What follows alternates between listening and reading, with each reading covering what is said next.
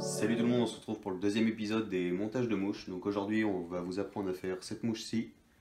Donc encore une mouche sèche.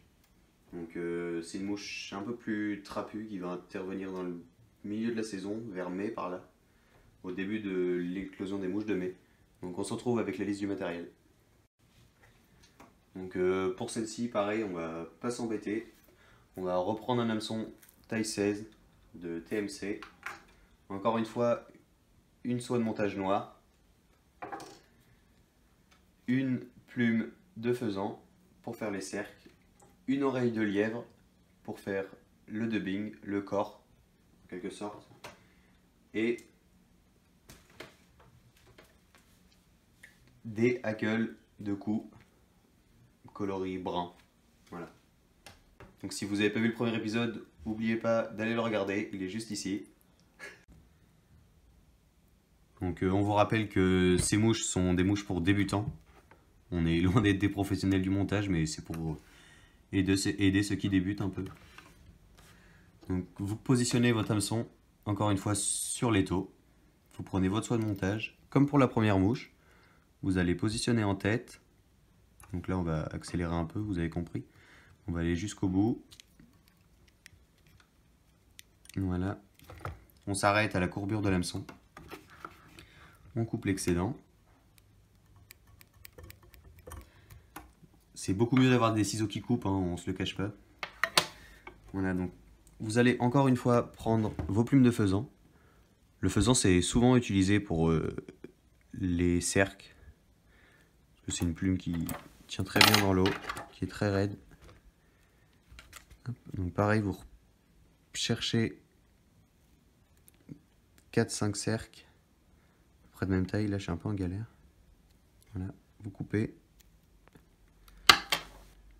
Vous les mettez sur votre mouche. Encore une fois, les deux tours. Voilà. Donc là, on n'a même pas besoin de la toucher. Aussi, on va peut-être la rapprocher un tout petit peu. Voilà. Donc vous devez voir à peu près cette distance-là. À peu près une longueur de hampe de queue, on va dire. Donc vous faites des tours. Vous coupez l'excédent. Voilà. Vous prenez votre oreille de lièvre. Vous allez chercher les petits poils qui se trouvent ici. Donc moi je suis un peu un bourrin, je le fais avec mes doigts. Donc vous tirez comme ça. Hop. Vous allez le pincer sur votre fil et tourner comme ceci afin de bien l'accrocher au fil. Voilà. Donc, en partant de derrière, vous allez remonter. Voilà. On n'hésite pas à refaire l'opération plusieurs fois pour avoir un corps assez trapu. Voilà. Donc on continue. On recommence. Et une troisième fois, ça devrait être bon. Voilà. Hop. Vous enroulez toujours bien autour de votre fil. Hop. Voilà. Donc là, vous avez un corps assez trapu, avec une très bonne flottabilité. Hop. Vous allez prendre votre coup de coque. Vous allez sélectionner une plume avec des assez longues, comment appeler ça, fibres, assez longues tiges. Hop, donc vous la coupez, vous enlevez toute la partie blanche. Hop, vous enlevez 2-3 fils de départ pour ne garder que le petit bout de la tige là. Hop, vous allez la coincer dans la tête de votre mouche. Coupez l'excédent. Coupe le bidon. Je prends une autre plume, le bidon celle-là. Donc là on se retrouve avec une erreur qui est assez fréquente. Donc ce que j'ai voulu faire, c'est que j'ai voulu prendre une plume qui était beaucoup trop grosse, qui allait totalement brider ma mouche. Donc ce que je fais, c'est que je vais aller à la partie la plus fine et couper, ce qui ne va pas m'être utile.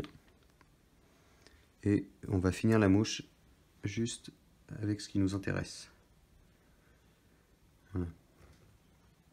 Donc c'est vraiment une vidéo pour les débutants, on le rappelle. Donc vous prenez votre pince à hacle, hop, et vous allez tourner au même endroit. Il ne faut pas trop se rapprocher de l'œillet, parce que sinon vous n'allez pas pouvoir passer votre fil lors de votre action de pêche. Donc voilà, vous arrêtez votre mouche. Ah, la plume a glissé. On la reprend. Vous arrêtez votre mouche en tournant autour du hacle.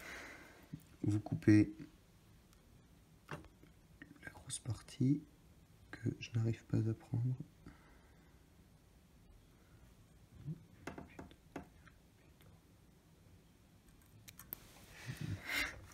Voilà. Donc pareil, vous allez en tête. Vous faites la tête en mettant toutes les fibres vers l'arrière pour ne pas avoir de problème lors de la pêche.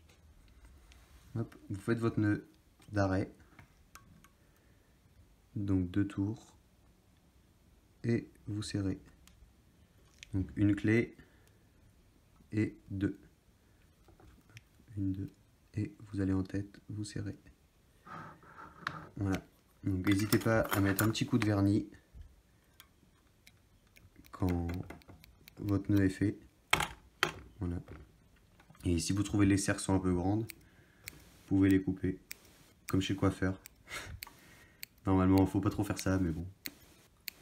Les truites et les chevennes et tous les insectes qui mangent, je ne vois pas trop de différence. Donc voilà, votre mouche est terminée.